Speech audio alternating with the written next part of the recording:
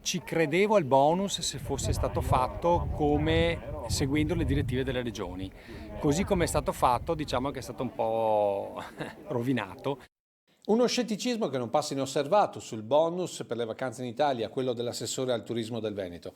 Del resto uno strumento importante per il rilancio della prima voce economica della regione, secondo Caner alla fine si rivelerà un'arma spuntata.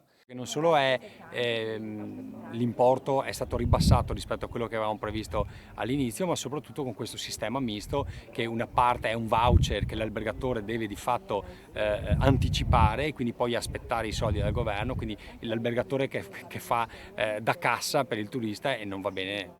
In sostanza, bonus economicamente povero, ma ricco di burocrazia, come la registrazione dell'identità digitale o la divisione del rimborso con l'80% a carico dell'albergatore e il 20% come sconto d'imposta per le famiglie, che peraltro non devono superare la soglia annuale di 40.000 euro.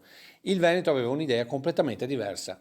Noi volevamo semplicemente che il turista avesse la possibilità di pagarsi la vacanza di pagare la vacanza subito, quindi l'albergatore viene in possesso di liquidità fresca e poi la deduceva dalle tasse, l'intera spesa che avrebbe effettuato e non soltanto 500 euro a famiglia.